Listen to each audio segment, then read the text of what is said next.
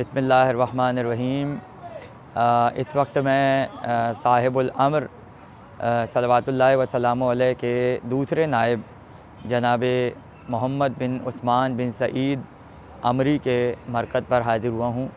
और ये महल्ला कर्ख को जब आप पार करते हैं तो साहत खिलानी के नाम से एक महल्ला यहाँ पे मारूफ़ है, साहत खिलानी, लिहाजा वहाँ इनका मरकज़ है।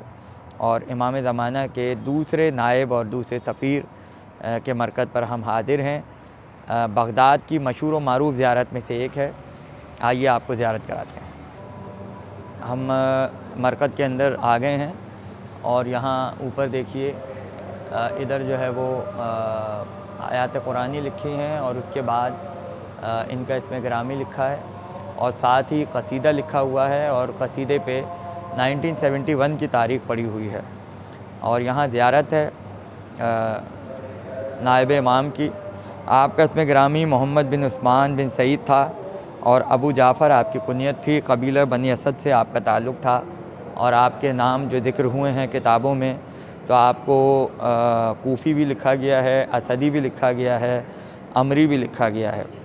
तो लिहाजा ये ज़रीह अक़दस है और ये बिल्कुल जिस तरह से मस्जिद हन्नाना में ज़री बनी हुई है उसी अंदाज़ से यहाँ की ज़री जो है बनाई गई है।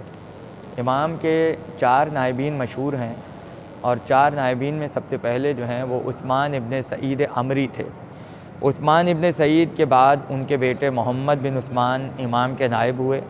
और आपकी जो खुसूसियात हैं उसमें सबसे बड़ी खुसूसियत यह है कि सबसे ज़्यादा अरसा जिसने इमाम की नियाबत की है 40 बरस तक, 40 से 45 बरस तक, ये शरफ़ जो है वो आपको हासिल है। और दूसरा शरफ़ यह है कि 2 इमामों ने आपकी नियाबत की तौसीक़ की थी। जब यमन से कुछ लोग इमाम हसन अस्करी सल्लल्लाहु अलैहि की खिदमत में हाज़िर हुए सामर्रा में, तो इमाम ने आपके वालिद उस्मान इब्ने सईद का ज़िक्र उनके सामने किया और कहा कि तुम्हें जो पूछना है वो मेरे वकील से पूछो। और उसके बाद आपने कहा कि ये मेरा वकील है और इसका बेटा मोहम्मद जो है वो मेरे बेटे मेहदी का वकील होगा। लिहाजा 2 इमामों की तरफ से, इमाम असर की तरफ से और इमाम हसन अस्करी की तरफ से आपको नियाबत की नस जो है वो हासिल हुई है। आपके बारे में कहा जाता है कि आपने अपने घर में, ये जो मकाम हम इस वक्त देख रहे हैं ये इनका मकान था और आपने अपने घर के सहन में कब्र खोदी हुई थी। और जब एक चाहने वाला आपसे मिलने आया और उसने पूछा कि तुमने अपनी कब्र क्यों खोदी हुई है, तो उन्होंने कहा कि मैं 2 महीने बाद इस दुनिया से रुखसत हो जाऊंगा और मुझे हुक्म दिया गया है कि मैं अपनी ज़िम्मेदारियों को समेट लूं और जो मुझ पर बकाया जो है मामलात हैं इमाम की तरफ से उनको जल्द से जल्द पूरा कर लूं, इसलिए कि मेरे पास 2 महीने हैं और मैं इस दुनिया से चला जाऊंगा। और वही हुआ कि 2 महीने के बाद जमादुल अव्वल की आखिरी तारीख़ों में सन 305 हिजरी में आप इस दुनिया से रुखसत हो गए।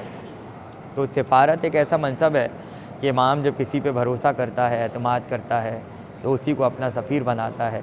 इसलिए कि सफ़ीर का एक अमल जो है वो इमाम की ज़िम्मेदारी पर मुनहसर होता है। तो हमने आज इनकी ज़ियारत का शरफ़ हासिल किया और हम चाहते थे कि आपको भी इस सफ़र ज़ियारत का हिस्सा बनाएं। लिहाजा कभी बगदाद आना हो और मोहलत मिले तो इमाम के इस नायब के मरकज़ पे ज़रूर हाज़िर दीजिएगा। बहुत शुक्रिया।